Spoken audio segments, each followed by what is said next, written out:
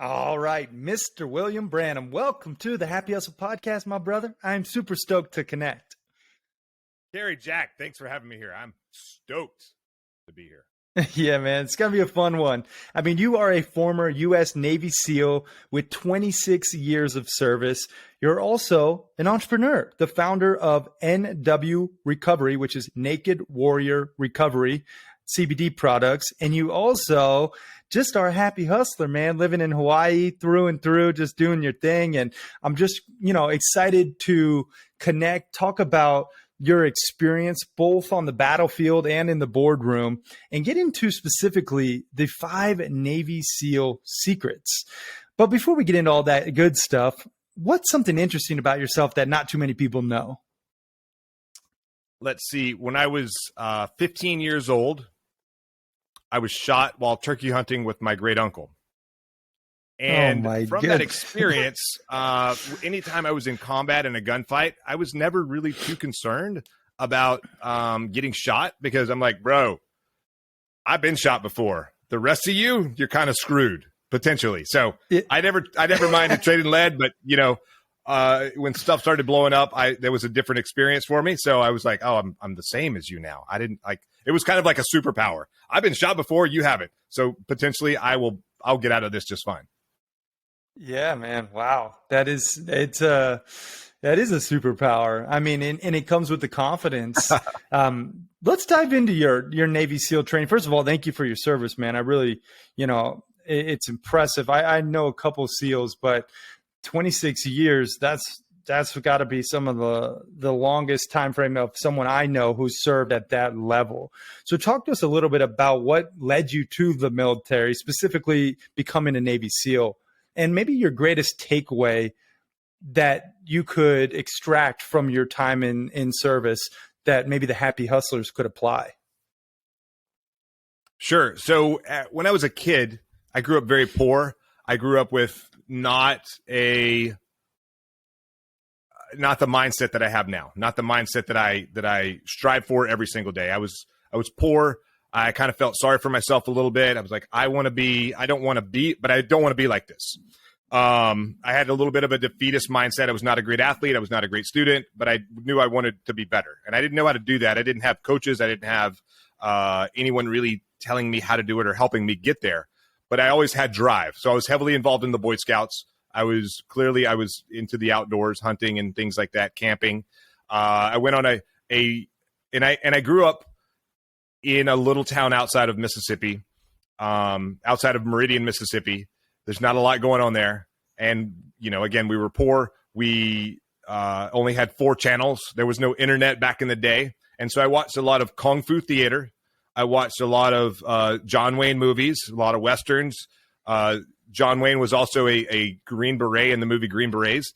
There was a movie called Delta Force, and Chuck Norris was fighting terror, and he was like riding a dirt bike, shooting rockets off the front of it. I thought that was pretty cool. I want to do that. There was Rambo was out. So, I wanted to be, when I grew up, I wanted to be a ninja, and I wanted to shoot rockets off the front of dirt bikes and maybe something in the military. And so I'm still trying to figure out what how to become a ninja, but we were wearing masks for like a super long time. So I feel like I'm halfway there. And so I went on this national jamboree that the Boy Scout organization that I was a part of actually paid for me to go, because I was so involved in the Boy Scouts. Even though we didn't have the money as a kid, they paid for me to go. And I met another kid in the sister troop, I guess, that we went to the National Jamboree with. And he said he wants to be an F-14 Tomcat pilot and a Navy SEAL when he grows up. And I'm like, what's that? He explained it to me. He's like, oh, Navy SEALs, they jump out of airplanes, they shoot guns, they blow stuff up, they dive underwater. They're the most elite military organization in the world. And I was like, that's what I want. I want that right there. How do I do that? And so I came back from that National Jamboree, and a couple weeks later, the Navy recruiter calls my house. This was a summer between like 11th and 12th grade of high school. And he was like, hey, have you ever thought about joining the Navy? And I was like, hell, maybe. Yeah. Like I never wanted to join the Navy because lots of my family was in the Navy, and they had the ugliest uniforms. They ride around on ships, but they also have the Navy SEALs. And again, back then, no one knew what a Navy SEAL was. There were no books. There were no movies. There was nothing like that. There was no sex appeal to it. But I knew that, like, someone told me they're the most elite military organization in the world.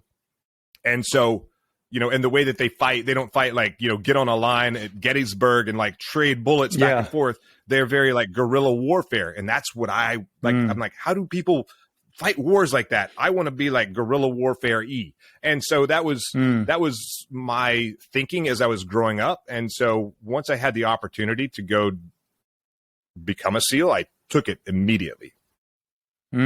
That's powerful, man. I share the same aspiration as you to always stay ninja. Like I've trained martial arts my whole life since I was a boy, and you see my katana behind me. I love, and my nunchucks. I love martial arts.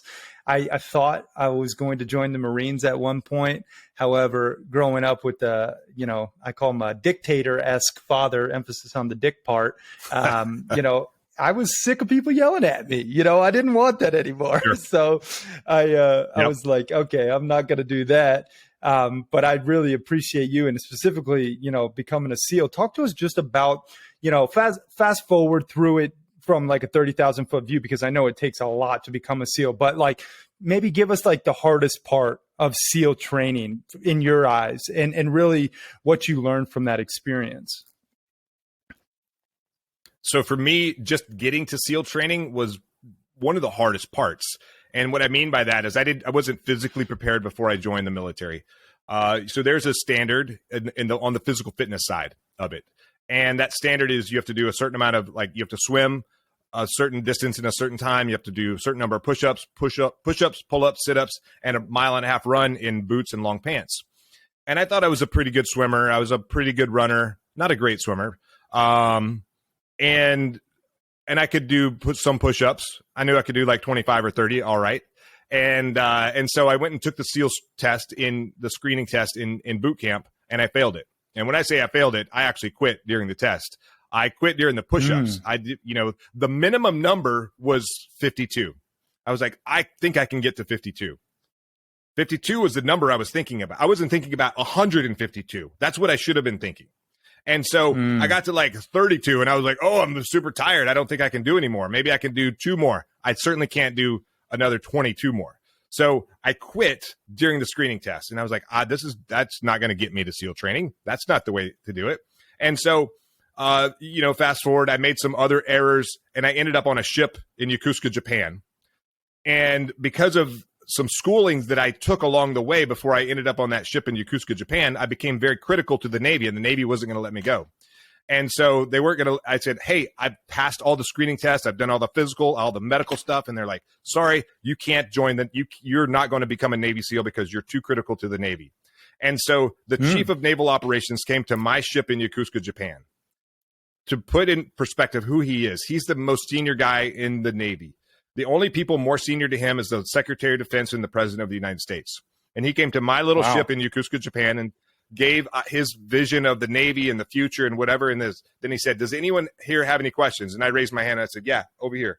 So he calls on me. I'm the second person he called. He was like, and I said, yeah, I joined the Navy to become a Navy SEAL. I think I deserve a chance to go, but my detailer won't let me go. I think I deserve a chance to go. What do you think? He turns to my commanding officer and he says, is he a good guy? And my CO says, yeah, he was a sailor of the quarter this quarter, which is like employee of the month. And he turns back to me and says, check, you'll be in the first class after your PRD. 6 weeks later, I'm off to California to SEAL training. So for me, just getting to SEAL training was like one of the hardest. Like, it took me 3 years after I joined the Navy just to get there.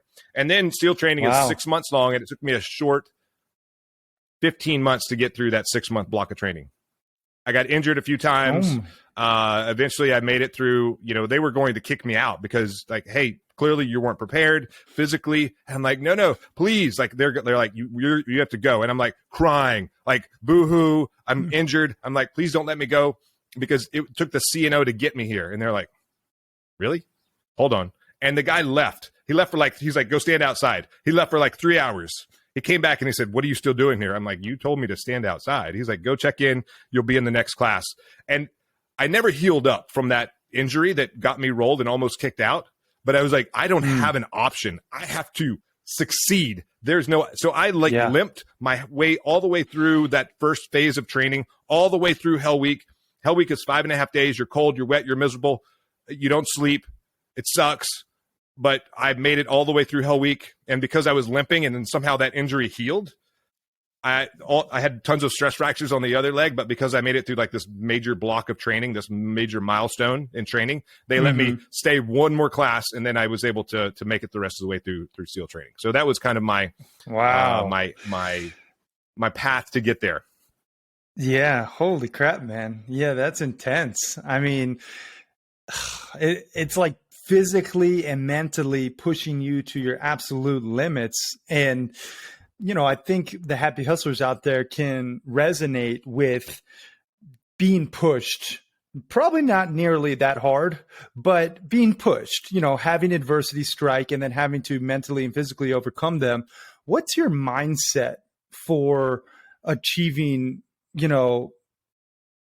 greatness in the face of adversity? What's something that the happy hustlers could take from your, ability to overcome and maybe apply themselves? I think I've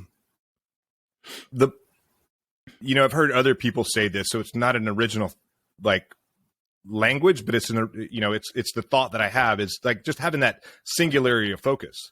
Like not becoming a SEAL was not an option. Not making it through that training was not an option. Not getting there was not an option. Like I hit, brick wall after brick wall after brick wall after brick. Everyone's saying, no, you can't go. No, you're not going to make it. No. Wait, you're in training and we're going to kick you out. No, wait, please hold on. Like, let's keep moving this ball down the field. Like that singularity of focus. Like I had a mission and I had to complete the mission. As long as you stay focused on that mission, it doesn't matter what happens in the middle. You have to complete the mission. And as long as, when we create missions in our life and in our organizations, and as we're hustling, like you need to have that mission. What's the final verdict? What's the outcome that you're looking for? And as long as you keep that in sight, some people do vision boards and things like that. As long as you keep that in sight and keep that, like that mission, what does mission complete look like to you? Like you keep doing whatever you need to do to get there. Yeah, man, that's a really great takeaway. I think getting crystal clear on the goal, like the desired outcome, and then reverse engineering the process, and then just being disciplined and strong-willed enough to overcome, that inevitable adversity along the journey. I think a lot of people quit early, specifically in business. Like they'll come across some hard times, or maybe their first Facebook ad doesn't convert, or their book launch isn't as successful as they thought, or their podcast gets 100 downloads instead of 1,000. It's like all these different factors, and then, we quit, but here's the thing, you can't ever lose if you don't quit. It's like you will succeed. You just have to keep going and find a way. And, I actually had someone on the podcast. His name is Alex Banayan, and he was the youngest American best-selling business author of all time. And he wrote a book called The Third Door, where it's like there's a way. There's door number 1, door number 2. And if you don't get in those 2 doors, you find the third door. And that's what kind of William did. It's like, hey, I couldn't get to SEAL training, but who can get me in is this guy, the head of the entire Navy. I'm going to ask him in front of everybody. And I love that story, man. That's great. Sometimes, you just have to ask in life, and you ultimately have to overcome that fear and just ask, right? Yeah. And, it's interesting. Like most people are not brave enough to do that. What's the worst that can happen? Like if he tells me no, okay, well, I'll ask someone else, congressman, something. Like I'm going to get there. I just don't know exactly what the path is. And, what I've kind of discovered, like what I tell people in the military, it's SEAL training, whatever, it's simple. You just got to do what you're supposed to do. You show up, you do the things that are asked of you, and you do it. But it's not easy, but it's all simple. You just have to show up and you ask the question. You just be brave enough to ask for help. And oftentimes I think our ego gets in the way, and that prevents us from asking for help or moving to the next, to that third door, if you will. Yep, exactly. We failed, and we failed at door 1 or door 2. And so we never even bother to look for door 3. Exactly. Yep, I love it. And ask for help. It's a really big point I want to echo, because we all have help and we need help. from mentors and coaches and CEOs and all sorts of people in our lives. Just in terms of your actual tours of duty, where did you end up going? I'm sure you went to some pretty, remote places and places all over the world. Can you name some of the places you went? Yeah, so I have 7 combat tours. I was in Iraq 4 tours, in Afghanistan 3. I've been around, pre 9/11. We did a lot of other deployments that were not combat specific. They were, go train with, other, the European forces or Saudi or Kuwaiti forces, and, build their military up to a certain level, exchange, ideas on how to, tactics, techniques, and procedures, things like that. I've been almost everywhere. I've not spent much time in South America. I've been to Africa a little bit, but I've been around most of the world for sure. I think I made a list one time of all the countries I've been to, and I've been to more than 40 countries. Wow. My passport doesn't say 40, but I get around. Yeah, exactly. I think I've been over 30, but I haven't. I think traveling is one of the best experiences one can get, the best education. Just you learn different cultures and meet different people and eat different food.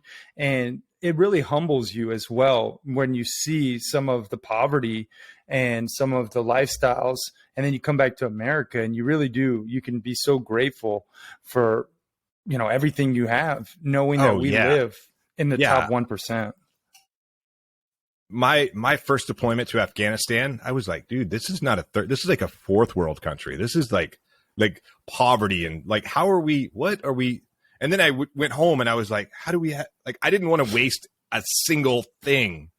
Like, we have such opulence and we don't even realize how good we have it. Opulence. Yep. Yeah, I think everyone should be required to go travel to a 3rd world country, just for perspective. It's a really great point. I do want to get into the 5 SEAL secrets, because I think these are really powerful and they're also very actionable for the Happy Hustlers. And, on the Happy Hustle podcast, we talk a lot about just achieving that blissful balance and happy hustling a life that you love. And I think these 5 SEAL secrets tie right into it. Can you go through these 5 SEAL secrets?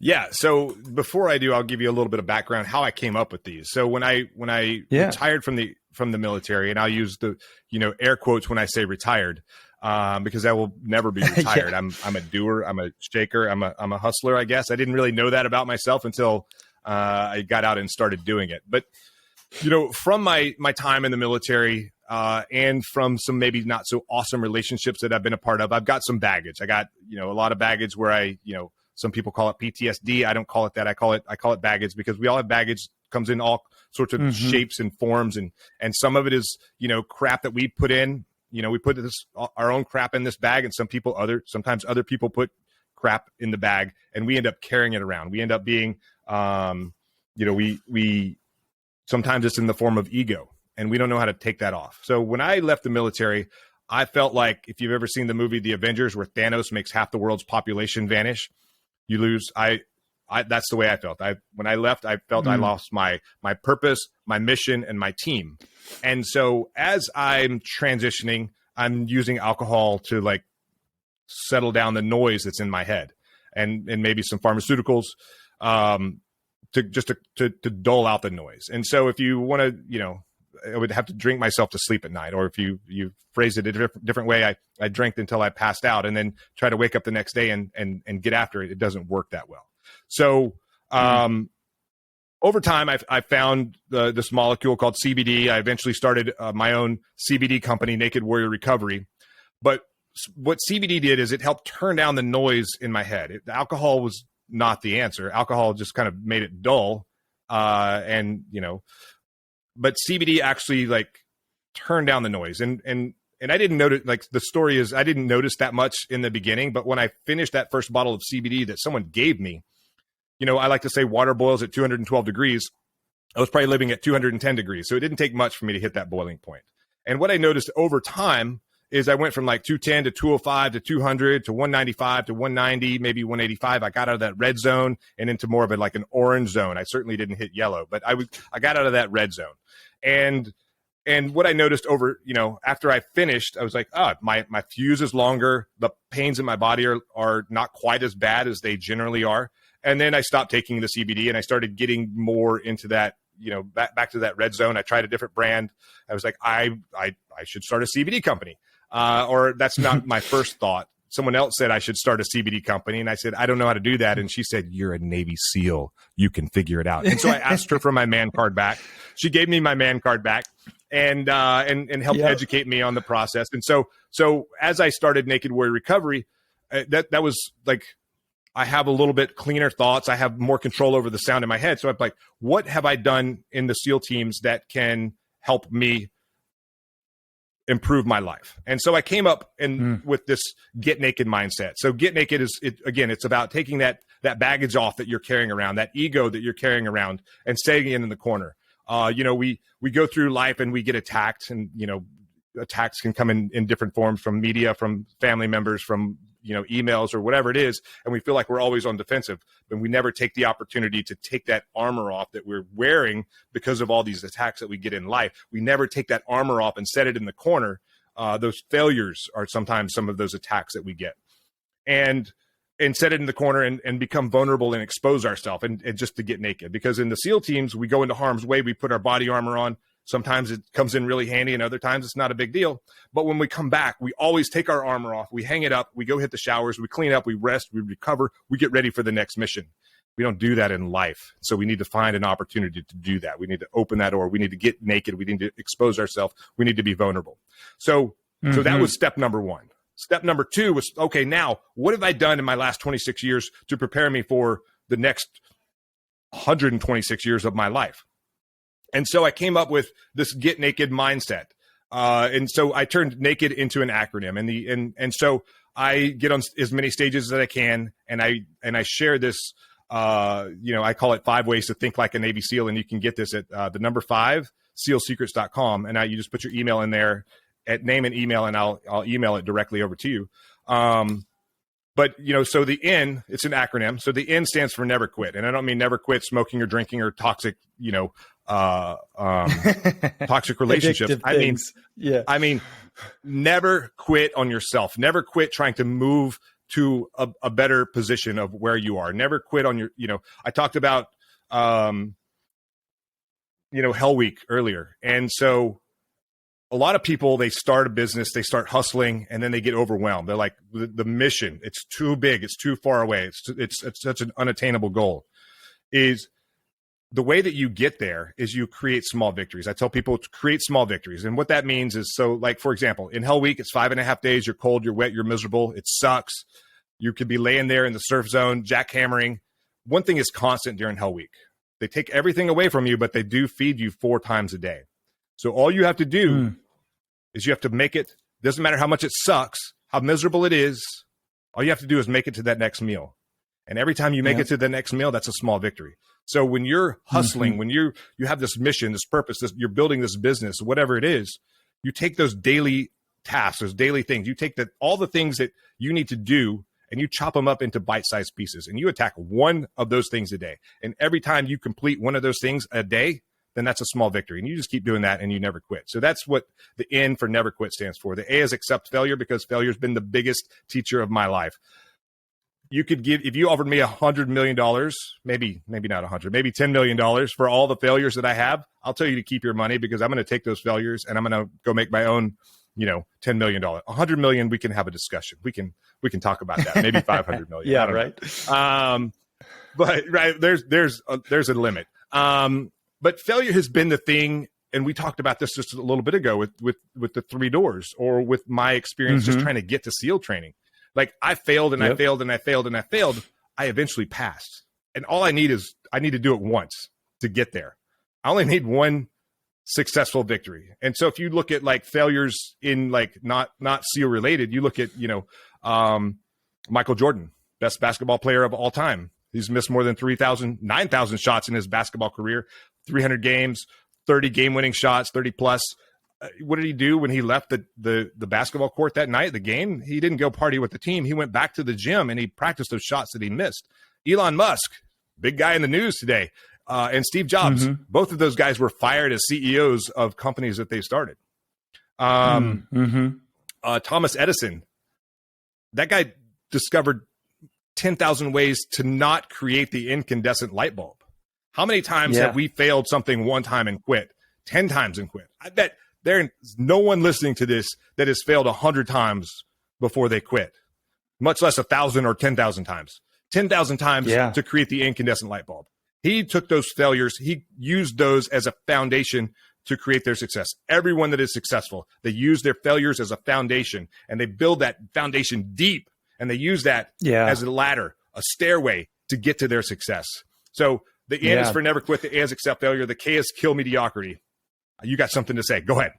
Well, yeah, I want to keep rolling. Echo in just for a sec, because one thing I like to say is turning your failures into fertilizer, and that's really what most, if not all, of these successful people have done. They learned a lesson, they evolved from that failure, and then they turned it into fertilizer to grow even faster. And, this is a phenomenal acronym, just even in the N and the A.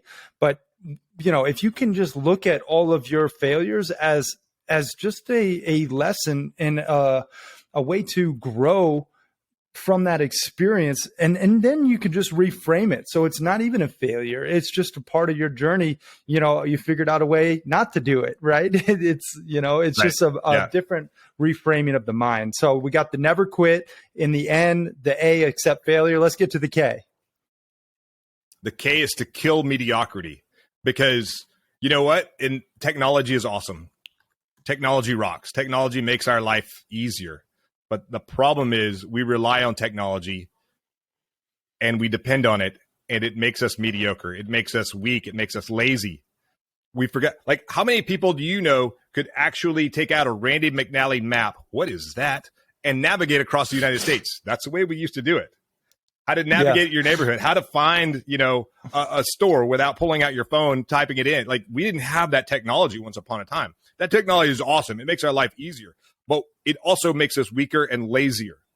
So because we're not going to get rid of technology, we still need to be able to find ways in our life to kill the mediocrity, because it's a compounding effect. We want to take the path of least resistance. We want to take the easy route. And when we're hustling, we don't have that opportunity. We don't have that option. So when you're trying to kill mediocrity, what I tell people is to compete.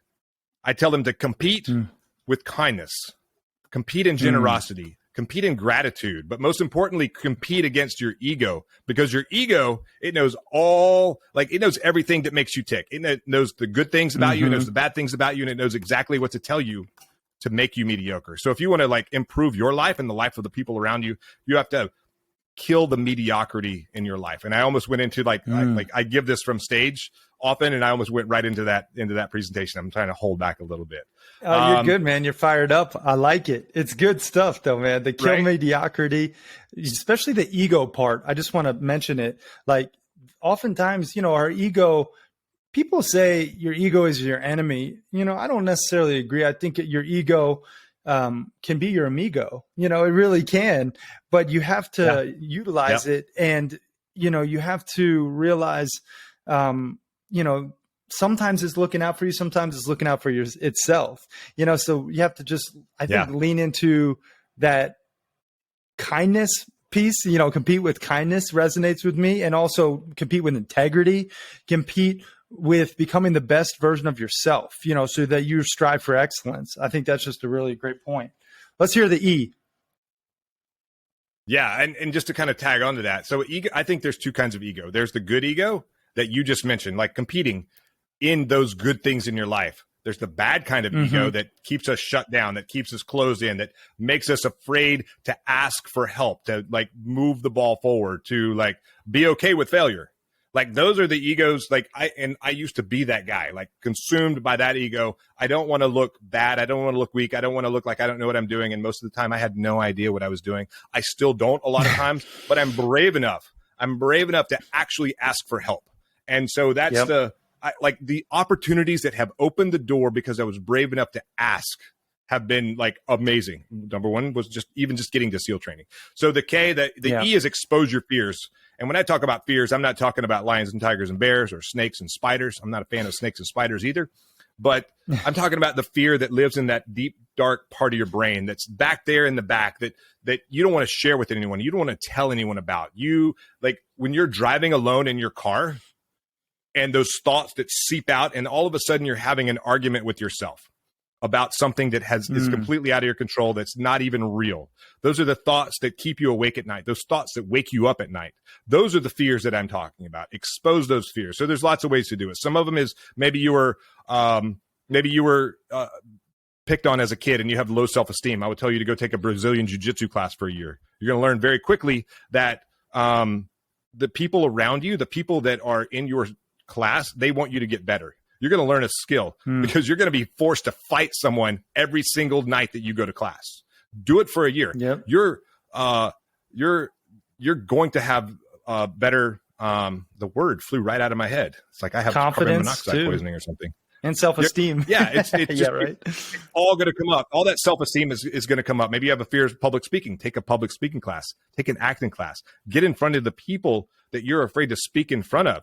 You're going to find out very quickly that they actually want you to succeed, but you're not going to find that out until you actually do something that's a little bit scary. And so some people, do talk therapy. I'm not one of those guys. So a business coach and a friend, he likes to say that fear does not exist on paper. And I really like this. So what he'll do, and he's in the billionaire category, is, he'll be driving along, like these stresses, these anxieties start swirling around in his head, those fears. He'll pull over, stop at a Starbucks, order a cup of coffee, take a pencil or a pen and a piece of paper, not your phone, not your iPad, pencil and piece of paper, old school,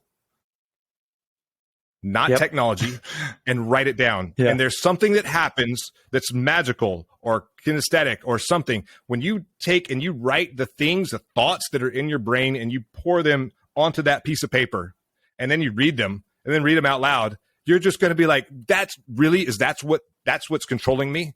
So when you expose those fears, so you're exposing those fears. And once you expose those fears will no longer control you. And the D is to do the work. So we have never quit, accept failure, kill mediocrity, expose your fears, and the D is do the work. So in the SEAL teams, we have a saying that says, earn your trident every day. And what that means, especially when you're hustling, you need to get the job done. It doesn't matter what a great job or what kind of how good your last marketing campaign went, your last customer. If you rest on that, then you're going to fall backwards. You're gonna fail. And I kind of had this mentality when I graduated SEAL training. When you show up at the SEAL team, you're expected to perform better today than you did yesterday. It doesn't matter how great you did yesterday. No one cares. They only care about what you did today. They don't care what you did in SEAL training. They only care what you're doing today.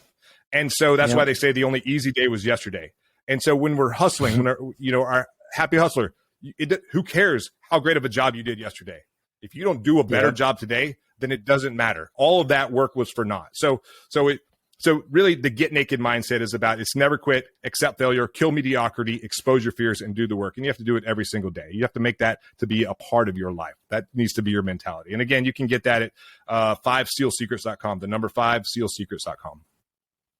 Yeah. Powerful stuff. I mean, the get naked mindset, it really is what's going to take you from, living a life that maybe is less than fulfilling right now to creating your dream reality, making sure that you are happy hustling that life that you love.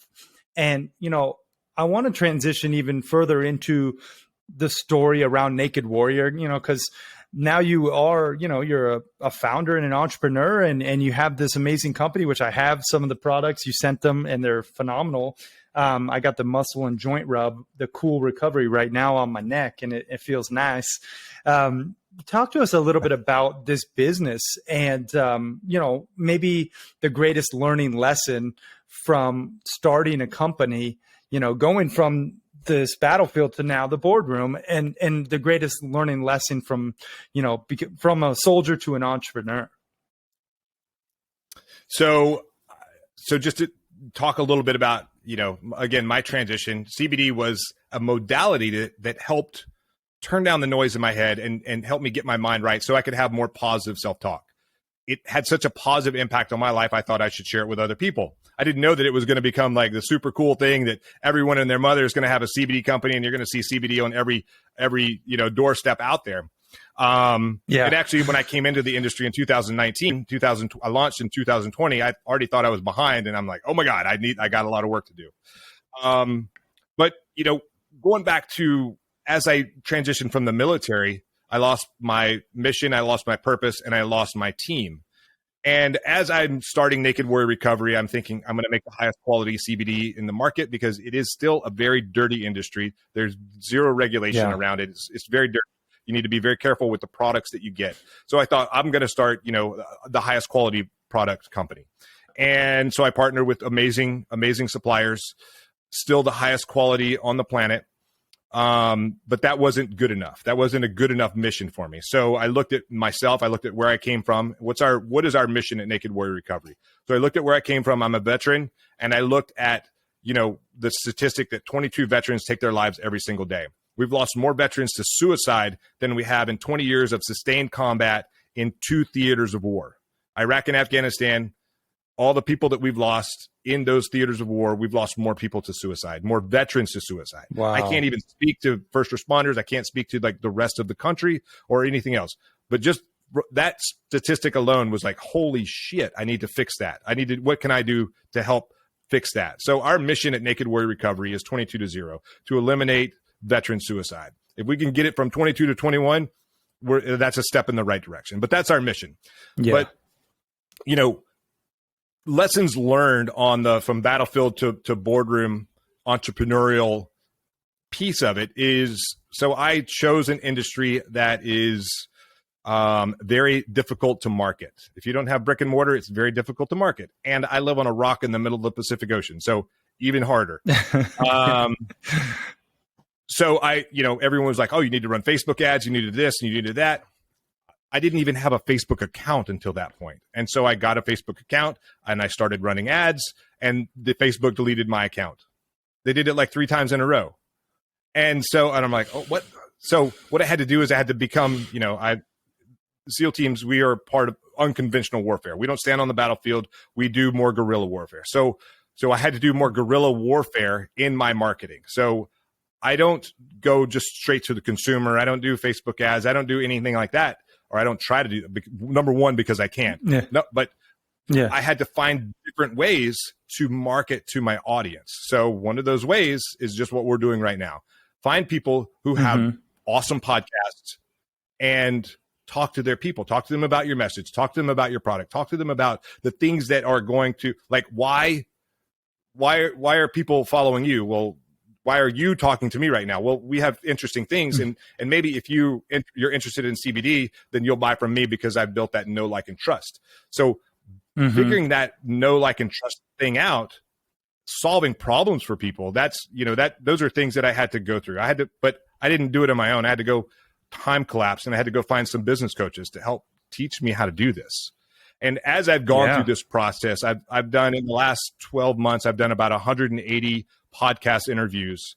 And through that process, I've actually started, now I've started to consult. I've started to coach other entrepreneurs. I've taken the 5 SEAL secrets, and I'm pivoting, like, as I'm growing, as I'm learning, as I'm moving forward. And I taught a class this morning on shoot, move, and communicate, and how that applies to your life and your leadership and your business.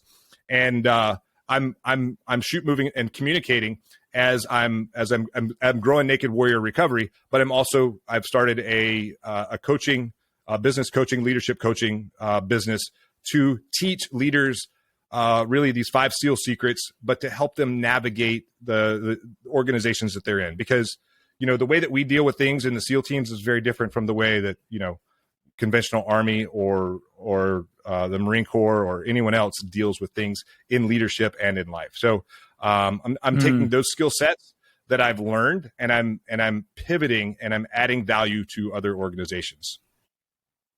Yeah. And I think that's a really great pivot for you, because you do have so much wisdom to share. And a lot of it is unconventional, and you've had to do it for yourself now with Naked Warrior Recovery, which, by the way, that statistic is shocking. Like what you said about veteran suicide and getting it to 22-0 is such a significant mission. I hope the Happy Hustlers are inspired by this and do support the mission through Naked Warrior Recovery and actually get some of the products because they're damn good. And I even saw you got a USDA organic, that's rare in CBD to get that. So, I mean, talk to us just about like some of the products. So all of our products, the oil is USDA certified organic. There are products that we have that don't have that USDA certified organic stamp of approval, only because the process, it's very expensive. It's very hard to do. If you have a simple product like a tincture, that's easy. It's the MCT oil and the CBD oil, two ingredients, super easy to do the USDA certified organic. Something like the joint and muscle rub that you have there, a little bit harder because there's some menthol in there that's not exactly USDA certified organic. There's some other carrier things that are not USDA certified organic because it has to be I think it's 95% of every product, every ingredient has to be USDA certified organic. So it's a difficult process, but most of our products are USDA certified organic, and all of our products are, independent lab, third-party tested, every batch that comes out. So we put a QR code on every bottle, every box, every jar. So you can actually scan the QR code, look at the lot number on the bottom, and see exactly what's in that product. Because most, I've looked at a lot of CBD websites, and they might have the lab testing for one product, but it's actually not even a product that they're carrying. And so that immediately told me that they don't test every batch. There could be some sort of contamination somewhere in the process. Even the biggest names of CBD, and there are some big names with some deep pockets out there, they test the oil when it comes out of the plant, but they don't test the final product. So they have no idea if anything has happened, and they don't do it for every batch. They test every batch of oil that comes in, but not every batch of product that goes out. So we test every batch of oil that comes in and every batch of oil that goes out. And that's how I can confidently say that we have some of the highest quality products on the market. And we're completely transparent about and one of the best missions available. Yeah. Yeah, and one of the best missions behind it, because I think that's what's different. It's not just for, a cash cow, get in, flip it, get out. Like I think a lot of people who are white labeling CBD products, it's just a little cash cow and they exit. But you actually have a really powerful mission behind it. And I always like to support companies that have a mission, and it's just really it's part of my core values, specifically to support corporations that are sustainable, that are, doing things the right way, have integrity and a mission behind it. And that's why I really do love, Naked Warrior Recovery.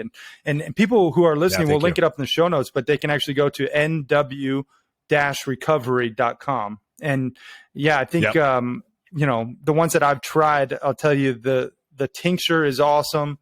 This CBD energy drink is awesome. It's like a little packet. You rip it open, you put it in your water or drink. The muscle recovery, all sorts of good stuff. So you guys check that out at nw-recovery.com.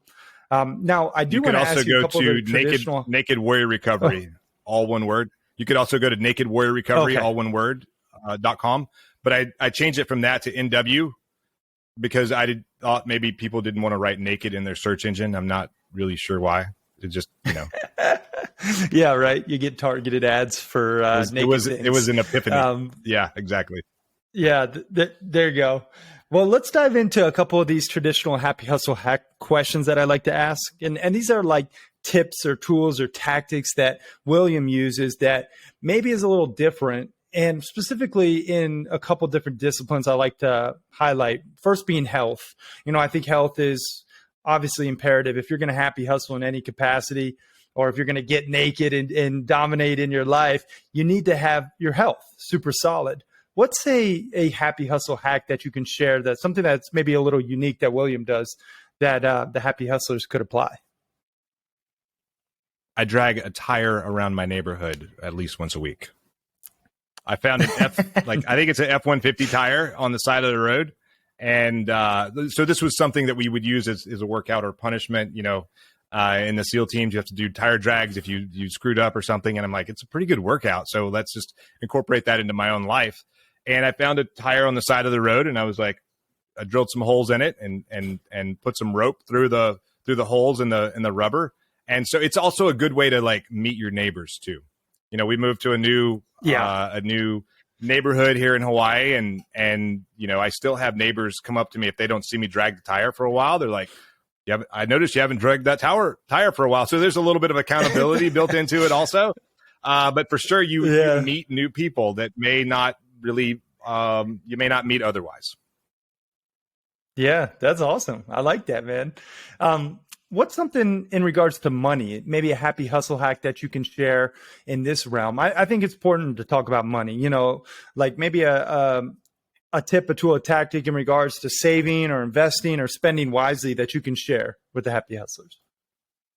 Let's see. I like real estate. I like precious metals. I guess I like hard assets. Although I'm looking at I've got some crypto right now.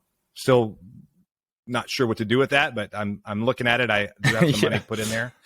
Let's see. I think having a good relationship with money is important. And I didn't always have a good relationship with money. I thought, you know, I remember as a kid, we were like, I was at my grandparents' house and they had ESPN on. They had more channels than we did. We had 4 at home and they had like 13 at their house.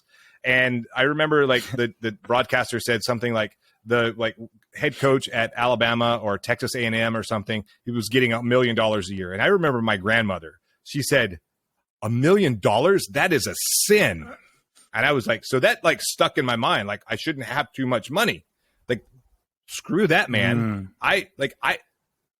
If you have that unhealthy relationship with money, you can't help other people. If you make money, then you can help people. Like money makes the world go round. Money, like, so I would say, you know, try and make as much money as you can and then give as much money as you can to help the organizations and help the causes that are near and dear to your heart. Yeah. Amen to that, brother. That's well said. What's something in regards to spirituality? Maybe, you know, something that you do to connect with the higher power. You know, I'm spiritual, not religious per se, but I believe it's important to have faith in something bigger than yourself. What would you say is a happy hustle hack in this arena that you could share? I like doing hard physical things. So, for example, I live in Hawaii. I'm fortunate. I like to surf. I like to surf waves that are outside of my caliber of surfing, my skill set. and you know, it was something that I did early on. You know, we're moving to Hawaii. I should learn how to surf. But what I found is when you're out there alone, it's just you and the ocean. The ocean is relentless. Like, it doesn't matter what is going on in the world. You know, I heard someone else say it, like, you know, I go surfing on Sunday morning because the ocean, that's my church. That's where I go to like find peace and calm and happiness. Yeah. And I was like, really?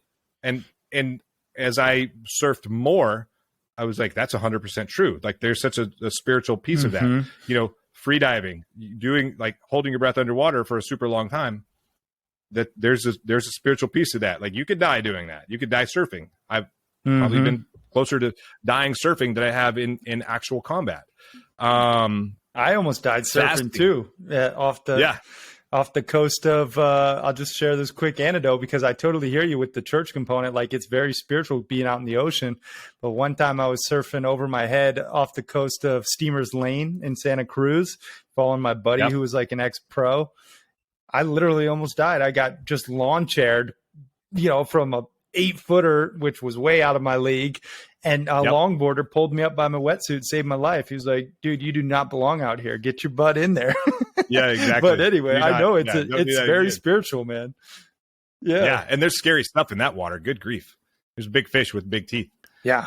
And you know, there something else that I try to do like one day a week is just fasting is, and that kind of goes with the health component. Like, getting control of your brain, like controlling your thoughts, like it's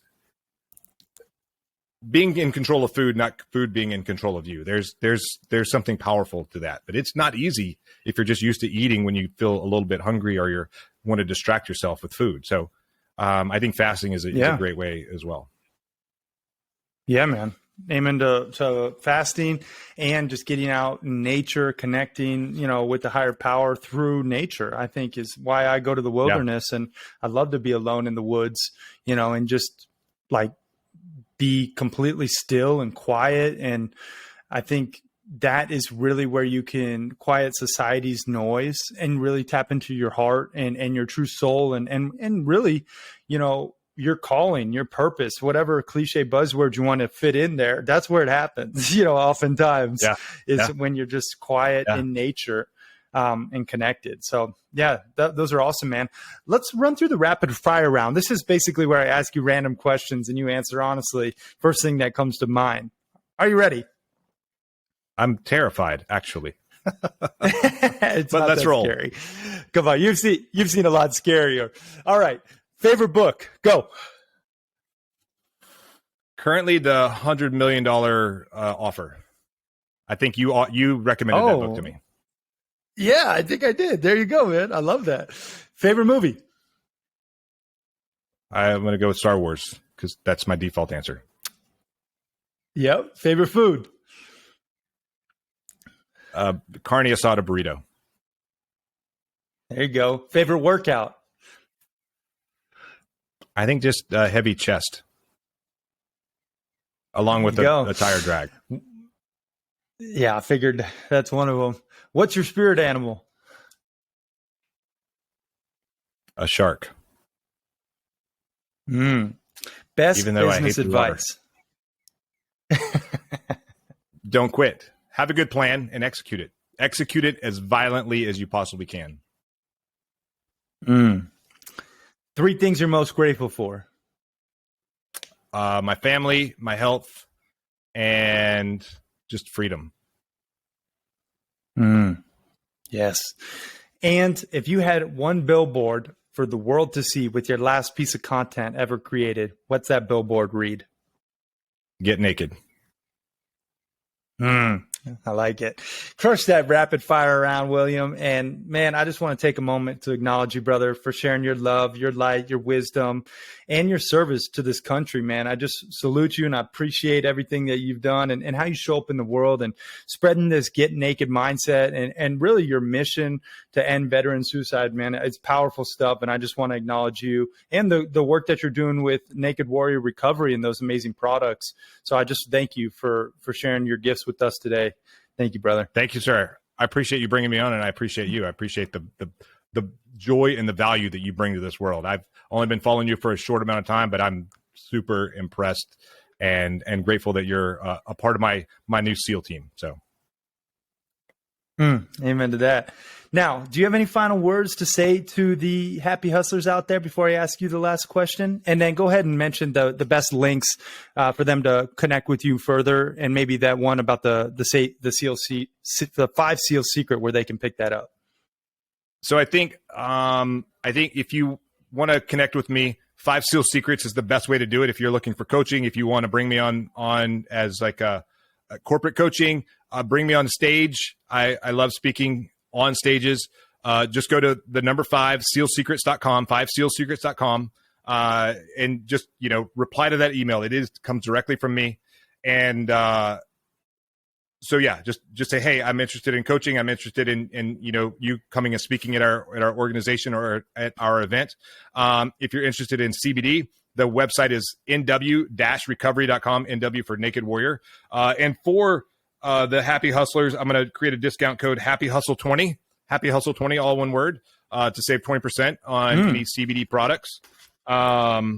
Let's see, what else do I have here? Awesome, man. Thank you so much. If you want to follow me on that. Instagram, it's william.r.branum on Instagram. And you had one other thing for me.